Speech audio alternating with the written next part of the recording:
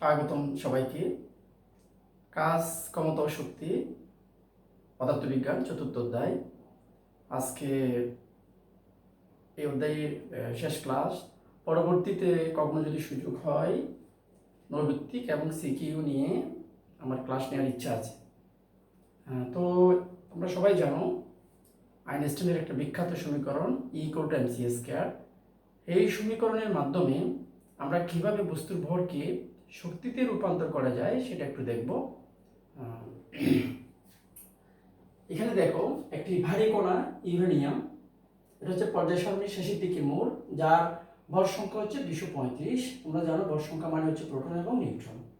এরকম একটা ইউরেনিয়ামকে যখন একটা নিউট্রন দ্বারা আঘাত করা হয় তখন এই ইউরেনিয়ামটা আনস্টেবল হয়ে পড়ে, অর্থাৎ অস্থিতিশীল হয়ে পড়ে, যার কারণে সে দুইটা অপেক্ষাকৃত ছোট কণা ইউরেনিয়ামের তুলনায়, একটা হচ্ছে বেরিয়াম, একটা হচ্ছে ক্রিপ্টন, এবং দুইটা কণাতে সে রূপান্তর হয় ইউরেনিয়ামটা বেগে, এবং সাথে সাথে আরও 3টা নিউট্রন প্রচণ্ড বেগে নির্গত হয়। সেমভাবে এই 3টা নিউট্রন যখন আরও 3টে ইউরেনিয়ামকে আঘাত করে, সেখান থেকে সেমভাবে বেরিয়াম এবং ক্রিপ্টন উৎপন্ন হবে, এবং এই 3টা নিউট্রনের জন্য 9টা নিউট্রন উৎপন্ন করবে। একইভাবে 9টা নিউট্রন 3 নং 27টা নিউট্রন উৎপন্ন করবে, এবং এইভাবে এটা ধারাবাহিকভাবে চলতে থাকবে। এই জন্য এই ধরনের বিক্রিয়াগুলোকে বলা হয় চেইন রিঅ্যাকশন বিক্রিয়া। চেইন মানে তো তোমরা বুঝো, একটা পর একটা শিকল, হ্যাঁ, চেইন রিঅ্যাকশন বিক্রিয়া। এখন দেখো এই যে আমরা বলছি নিউট্রন নির্গত হয়, আসলে এখান থেকে প্রচুর শক্তি উৎপন্ন হয়, এবং সেই শক্তিটা সাধারণত তাপশক্তি হিসেবে ধরা হয়। এবং এই তাপশক্তি থেকে পানিকে বাষ্পীভূত করে সে বাষ্পর সাহায্যে টারবাইন ঘুরিয়ে মোটরের সাহায্যে, জেনারেটরের সাহায্যে বিদ্যুৎ উৎপন্ন করা হয়। এই বিদ্যুৎ কেন্দ্রগুলোকে বলা হয় নিউক্লিয়ার বিদ্যুৎ কেন্দ্র। এবং এই নিউক্লিয়ার বিদ্যুৎ কেন্দ্রের ধারণ ক্ষমতা কিন্তু অনেক বেশি, সাধারণত 1000 মেগাওয়াটের উপরে পর্যন্ত বিদ্যুৎ উৎপন্ন করা হয়। তোমরা জানো এক মেগাওয়াট মানে কত ওয়াট, সুতরাং এটা কত বড়, কত বেশি বিদ্যুৎ, এটা তোমরা চিন্তা করতে পারো। আমাদের দেশে সাধারণত যে বিদ্যুৎ কেন্দ্রগুলো আছে, যেমন কাপ্তাই জলবিদ্যুৎ, রাউজান তাপবিদ্যুৎ, এই যে শিকলবাহা বিদ্যুৎ কেন্দ্র, হ্যাঁ, আর অন্যান্য যে বিদ্যুৎ কেন্দ্রগুলো যেগুলো আছে, এগুলার বিদ্যুৎ প্রোডাকশন কিন্তু অত আসলে বেশি না। তো আমাদের দেশে এরকম বিদ্যুৎ কেন্দ্র আছে, তোমরা জানো হয়তো অনেকে, যেটা রূপপুর পারমাণবিক বিদ্যুৎ কেন্দ্র, যেটা এখন বর্তমানে যেটা কাজ চলছে আর কি। এখন ব্যাপারটা হচ্ছে আসলে এই যে ইউরেনিয়াম ব্যাঙ্গে যে দুটা কণায় উৎপন্ন হয়, এই ইউরেনিয়ামের যে ভর, এটার যে ভর, বাম পক্ষ, আমি যদি বাম পাশে ইউরেনিয়ামটার কথা বলি, এটা যে ভর, এবং ডান পাশে এই দুইটার যে ভর, হিসাব করে দেখা গেছে এই দুটার ভর এই ইউরেনিয়ামের ভরের তুলনায় একটু কম হয়। এই যে ভরটা কম হয়, প্রশ্ন হচ্ছে এই ভরটা গেল কোথায়?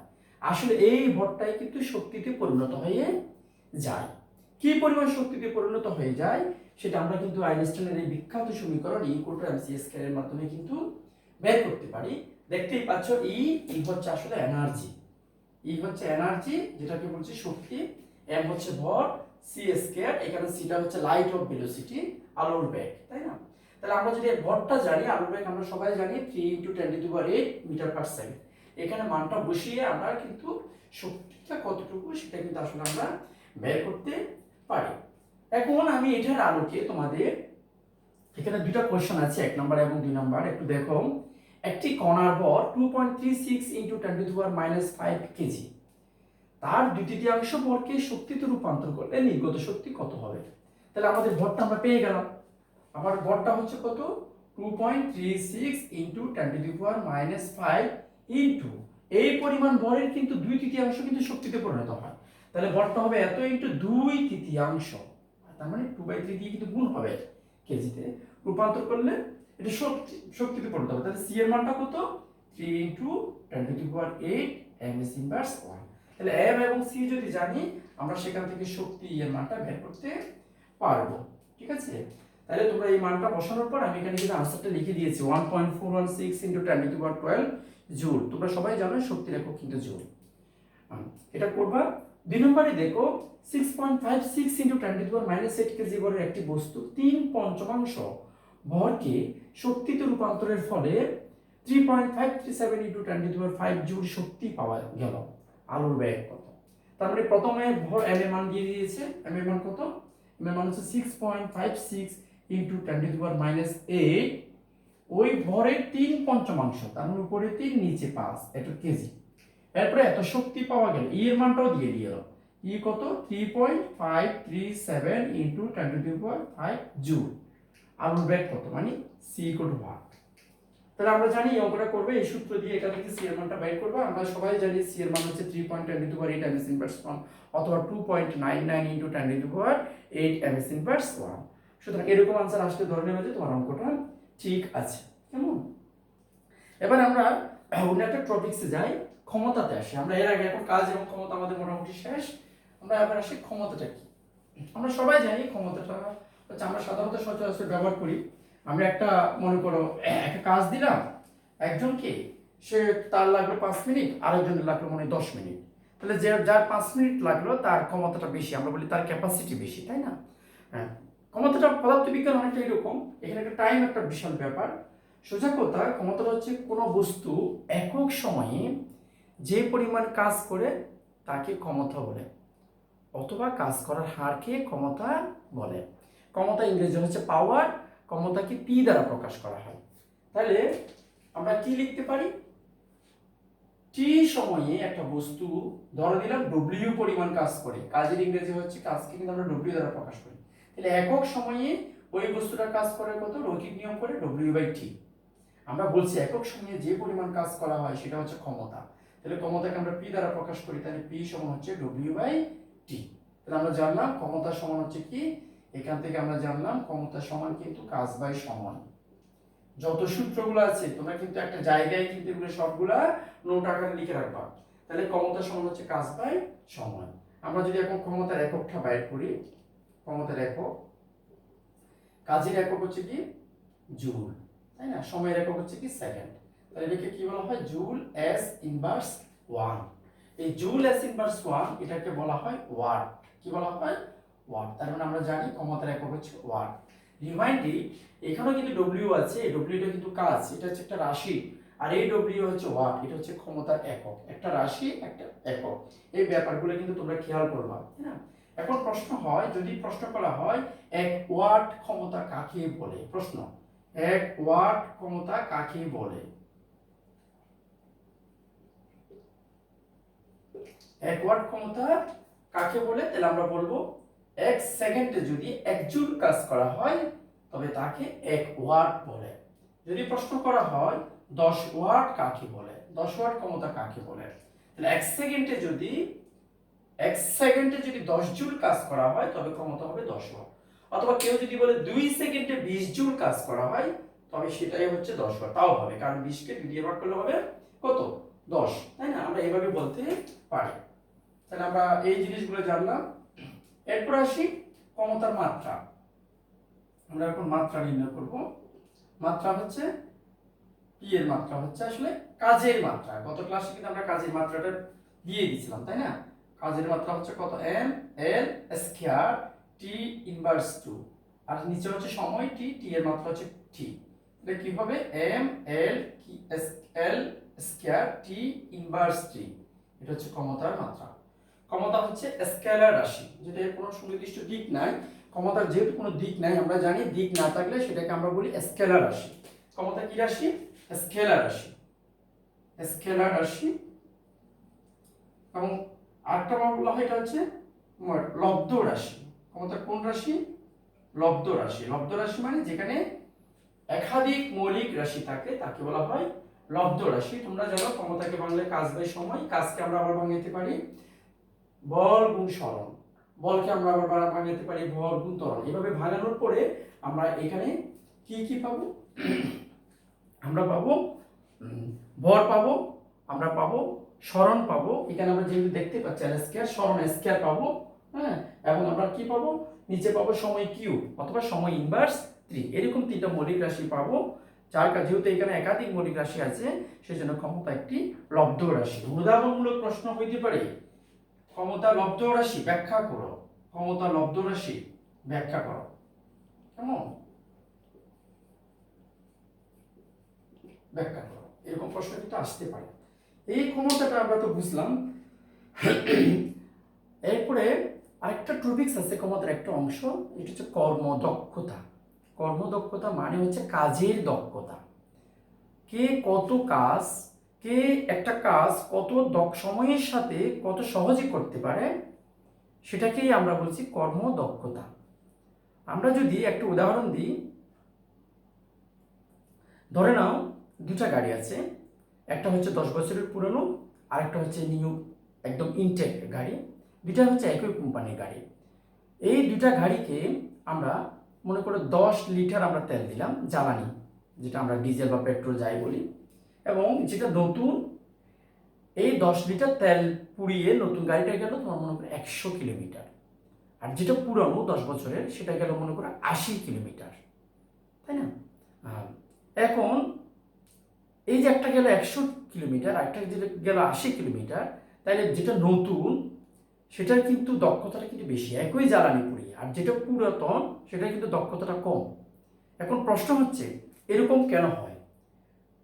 আসলে আমরা যে তেলটা দিলাম এটাকে আমরা বলছি ইনপুট, যে জ্বালানিটা গাড়িটার মধ্যে দিলাম, আর গাড়িটা যে 100 কিলোমিটার বা 80 কিলোমিটার গেল দুটা গাড়ি, এটা হচ্ছে আউটপুট, তাই না?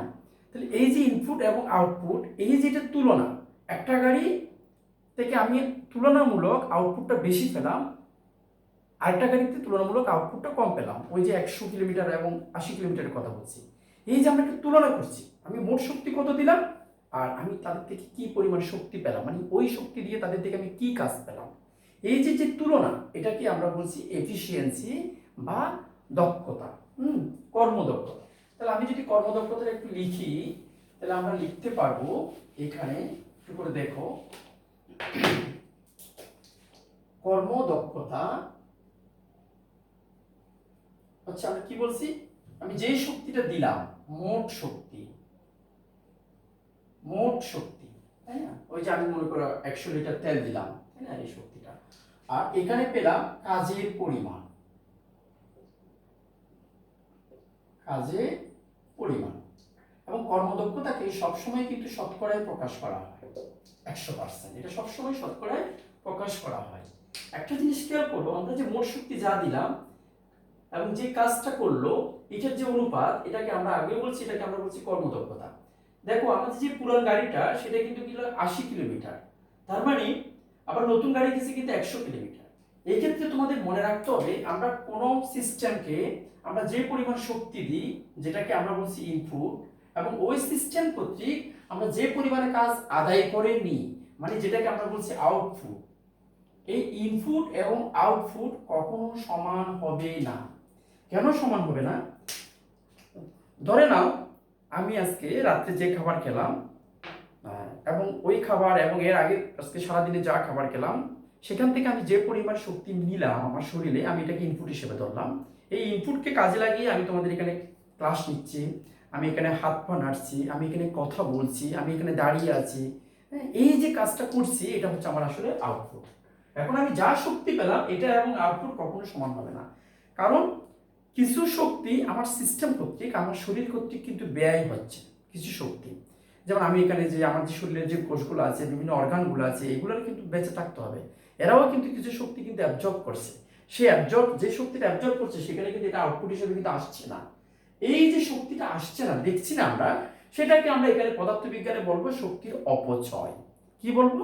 শক্তির অপচয় হিসাবে ধরে নেব।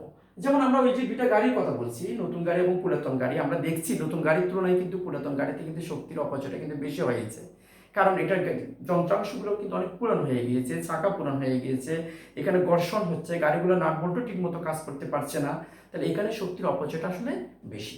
তাহলে আমরা যেটা বুঝাতে চাচ্ছি, অর্থাৎ মোট কাজের পরিমাণের সাথে আরো কিছু শক্তির অপচয় থেকে যায়, ওই কাজের পরিমাণ এবং অপচয়কৃত শক্তি যোগ করলে আসলে মোট শক্তি সমান হয়ে যায়।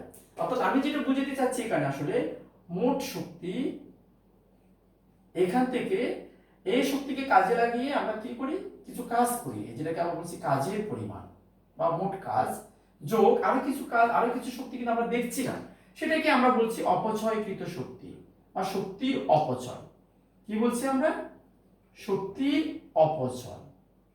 এখান থেকে যদি আমি আবার বের করি পক্ষান্তর করে, তাহলে কাজের পরিমাণ সমান আমরা কি লিখবো দেখো তো, মোট শক্তি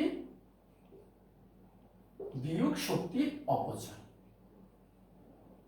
আমরা কিন্তু এটা লিখতে পারি, তাই না? তাহলে এই কাজের পরিমাণটা যদি আমরা এখানে বসাই, তাহলে কর্মদক্ষতা সমান আমরা নতুন করে লিখতে পারি মোট শক্তি, নিচে আছে, তাই না? মোট শক্তি আর কাজের পরিমাণ সমান কি হবে, মোট শক্তি বিয়োগ শক্তির অপচয় ইনটু 100%। তোমাদের বইয়ে কিন্তু এই সূত্রটাও আছে এবং এই সূত্রটা কিন্তু দেওয়া আছে। আচ্ছা, এবং এইখান থেকে আবার আমি দেখো এই ব্যাপারটা আমরা এফিসিয়েন্সিটা কিন্তু কাজ এবং শক্তি দিয়ে কিন্তু বুঝাচ্ছি। তোমরা কিন্তু বইপত্র ঘাটলে কিন্তু দেখবা কর্মদক্ষতাটা কিন্তু ক্ষমতা দিয়েও কিন্তু প্রকাশ করা যায়। আমরা এখানে যে সলভগুলো রাখছি, যে সমস্যাগুলো রাখছি, এগুলো অনেকগুলো অঙ্ক দেখবা তোমরা ক্ষমতা দিয়ে আছে। সেই ক্ষেত্রে আমরা কি করব, দেখো এটা কিন্তু কঠিন কিছু না, আমরা যদি এটা বুঝতে পারি। দেখো আমরা হর ও লবকে একই জিনিস দিয়ে গুণ এবং ভাগ করতে পারি। ধরলাম এই সূত্রের মধ্যে কাজের পরিমাণ যেটা আছে সেটাকে আমরা উভয় পক্ষে কি করলাম, সময় দিয়ে ভাগ করলাম। কি করলাম, সময় দিয়ে ভাগ করলাম, মোট শক্তি করে সময় দিয়ে ভাগ করলাম, তাই না? এখন তোমরা তো জানো কাজ বাই সময়, কাজ মানে তো ডব্লিউ, তাহলে ডব্লিউ বাই সময় যেটা, সেটাকে একটু আগে আমরা তো পি পড়েছি, তাই না? কাজ বাই সময়, তাহলে সেখান থেকে আমি কর্মদক্ষতাটা যদি আমরা লিখতে চাই এখানে, তাহলে আমার কি হবে, কর্মদক্ষতা সমান, তাহলে কি হবে, কাজের পরিমাণ বাই সময়, মানে কাজ বাই সময়, সেটা হচ্ছে পি মানে ক্ষমতা। তাহলে এটা হচ্ছে কি ক্ষমতা, আমি যে অর্থাৎ যে ক্ষমতাটা পাইলাম এটাকে আমরা লিখতে পারি কার্যকর ক্ষমতা, লিখি কার্যকর ক্ষমতা, যে ক্ষমতাটা আমি পেলাম। আর মোট শক্তি বাই সময়, যদি মোট শক্তি বাই সময় হলো তাহলে মোট ক্ষমতা, এটা হচ্ছে মোট ক্ষমতা বা প্রদত্ত ক্ষমতা, যে ক্ষমতাটা যন্ত্রের মধ্যে দেয়া থাকে ইনটু 100%, তাই না? এইটাই হচ্ছে, তাহলে আমরা তিন ভাবে বলতে পারি, এটা একটা, এটা একটা, এটা একটা। এবার তোমাদের বলে রাখি যে 100% যেটা, সেটা তোমাদের হয়তো একটু কনফিউশন হতে পারে। ধরলাম আমি একটা যন্ত্রে 100 জুল শক্তি দিলাম, যন্ত্রটা আমাকে কোনো একটা নতুন গাড়ি আমাকে কাজ দিল 90 জুল। তাহলে সেক্ষেত্রে 90 জুল যদি কাজ করে, তাহলে তুমি হিসাব করো যন্ত্রটা কাজ করছে কত, 90 জুল। এখানে 90, এখানে হচ্ছে মোট শক্তি, তাহলে 90 আর মোট শক্তি আমি দিলাম কত, 100 ইন্টু কত, 100%। তাহলে কাটাকাটি করার পর এখানে কি থাকে, 90%। তাহলে ওই মেশিনটা কিংবা ওই যন্ত্রটা কিংবা ওই গাড়িটা 90% কাজ করতে পারে। কিন্তু তার পরিবর্তে যদি আমি একটু পুরানো গাড়ির কথা বলি, আমি 100 জুল শক্তি দিলাম, সে আমাকে কাজ করে দেখালো 70 জুল, তাহলে তার কর্মদক্ষতা কত হবে, 70%। তাহলে এই এফিসিয়েন্সি দিয়ে কিন্তু আমরা আসলে দক্ষতাটা বুঝি। এই জন্য সবসময় আমরা কর্মদক্ষতাটা পার্সেন্টে হিসাব করব। আচ্ছা, এখন আমরা এই যে আমরা কর্মদক্ষতা বা ক্ষমতার কথা বলছি, তাই না? এখানে যে আমরা অনেক জিনিসগুলো পরিমাপ করি, তাহলে আমি দেখো একটা জিনিস, পি সমান, আমরা যদি বলি এই জায়গায়, আমি এই অংশটা মুছে দিই, আমরা জানি পি সমান ডব্লিউ বাই টি, আমরা সবাই জানি, অর্থাৎ ক্ষমতা সমান কাজ বাই সময়। এখন কাজটা কিভাবে হতে পারে, কাজটা যদি নিচের থেকে উপরে তুলে, একটা পাথরকে নিচের থেকে উপরে তুলছে, সেই ক্ষেত্রে তো আমরা mgs বাই টি লিখবো, সেই ক্ষেত্রে আমরা লিখবো mgs বাই টি। কাজটা যদি বিভব শক্তি হয় তখন সেক্ষেত্রে mgs বাই টি। কাজটা যদি একটা পাথর যদি উপরের দিকে ছুঁড়ে মারার কথা বলে, পাথরের ব্যাগ দিয়ে দিয়েছে, সেই ক্ষেত্রে আমরা সূত্রটা কি লিখবো, half m b square by t. এটাও কিন্তু কাজ, ডব্লিউ বাই টি।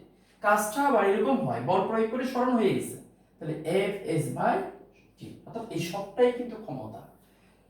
যদি কোনো প্রবলেম সলভ করতে বলে, প্রবলেমটা করার পরে আসলে কি চাচ্ছে, এটা কি বিভব শক্তি হচ্ছে নাকি গতি শক্তি হচ্ছে, সেটা তোমাদের কিন্তু খেয়াল করতে হবে এবং সেই অনুযায়ী অঙ্কটা করতে হবে।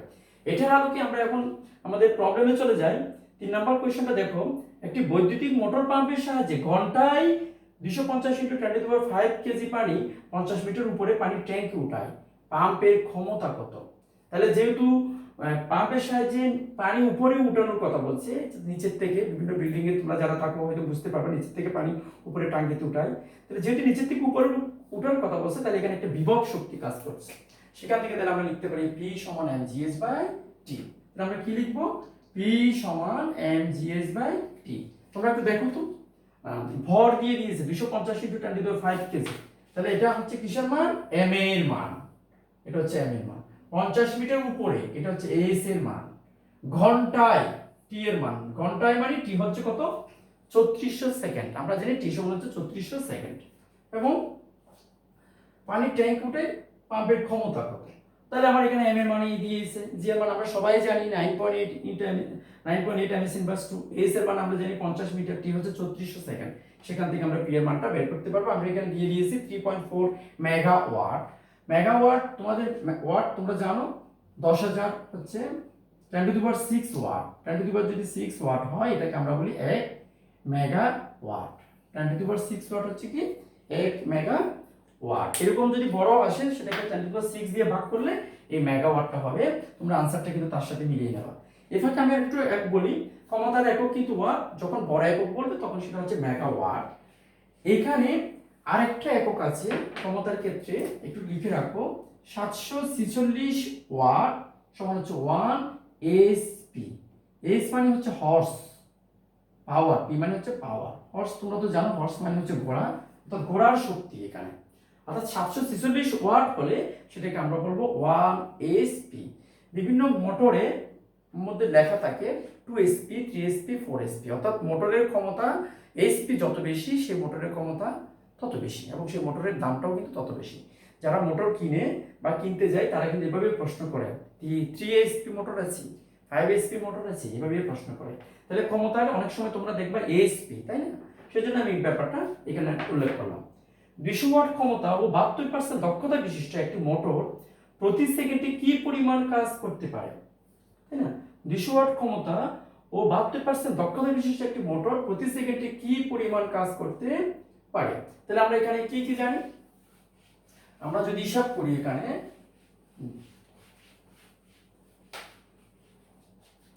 200 ওয়াট ক্ষমতা এটা হচ্ছে প্রদত্ত ক্ষমতা, 72% দক্ষতা বিশিষ্ট এটা হচ্ছে কর্মদক্ষতা। একটি মোটর প্রতি সেকেন্ডে কি পরিমাণ কাজ করতে পারে?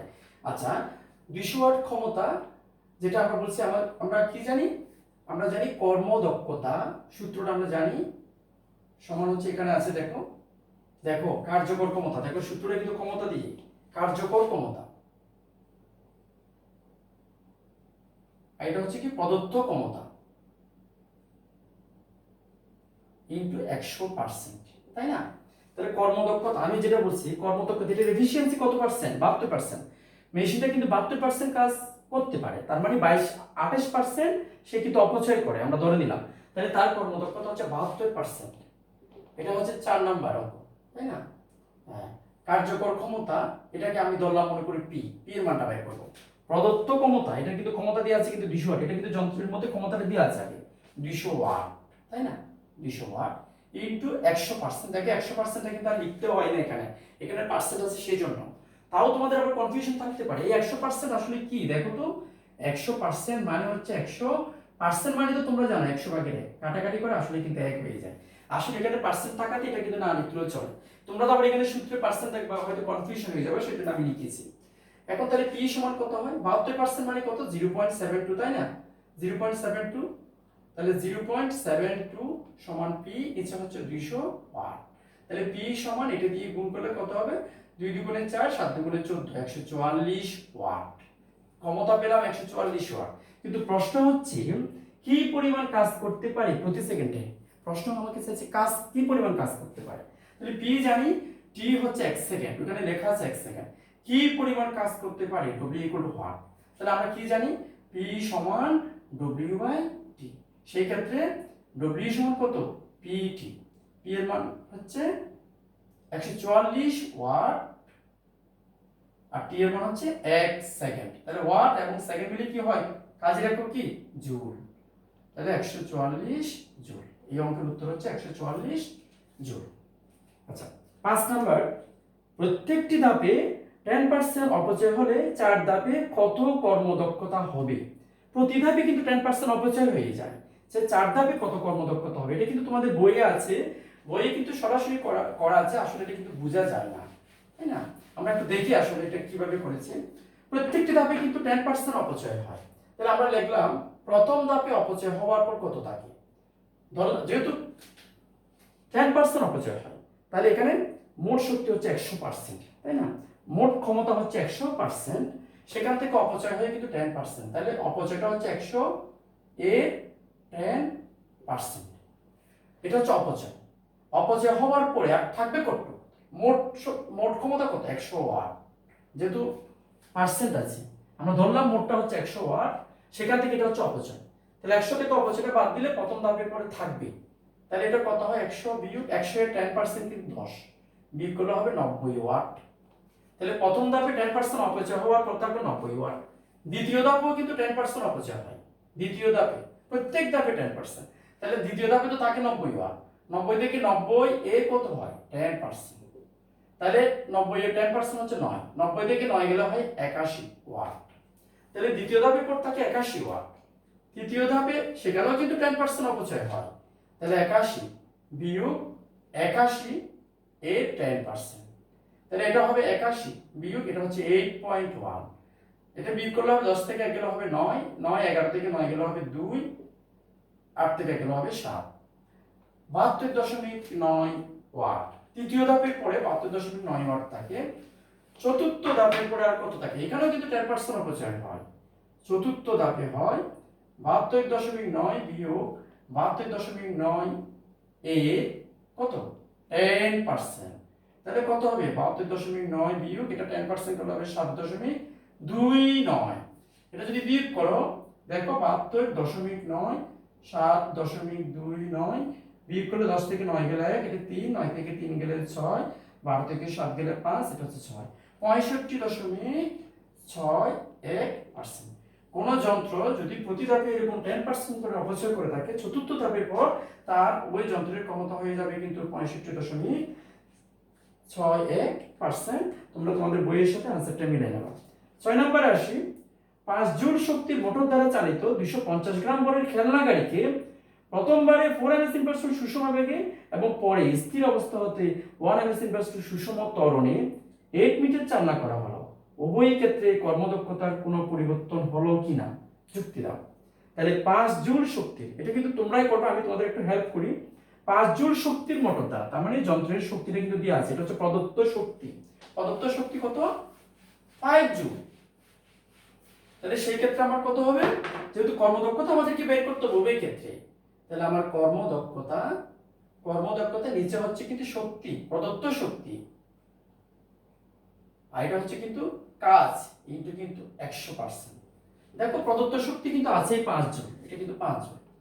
হ্যাঁ, এই কাজটা কত আমাকে সেটা বের করতে হবে এবং 100% করলেই কিন্তু আমি কর্মদক্ষতা পেয়ে যাব।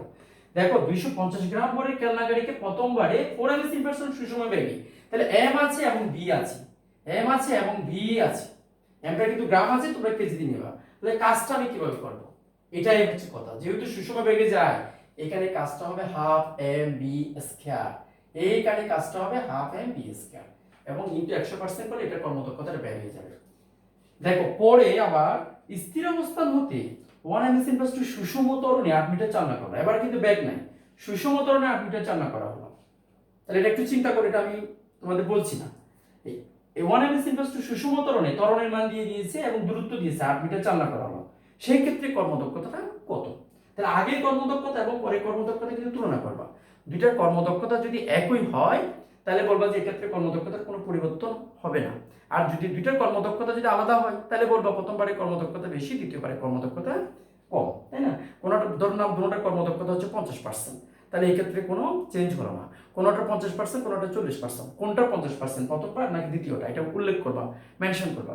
আশা করি তোমরা এই ক্লাসটা বুঝতে পেরেছো এবং আমাদের মোটামুটি পদার্থবিজ্ঞানের এই চতুর্থ অধ্যায়টা আমরা মোটামুটি শেষ, এটা আমরা বলতে পারি। তো পরবর্তীতে আমরা অন্য ক্লাস নিয়ে আসবো, হয়তো আমরা গণিতে একটু দেখবো বা পদার্থবিজ্ঞানের পরবর্তী এগুলো দেখবো। তোমাদের কোনো যদি অপিনিয়ন থাকে তোমরা আমাকে একটু জানো। তো সবাই ভালো থেকো, ধন্যবাদ সবাইকে।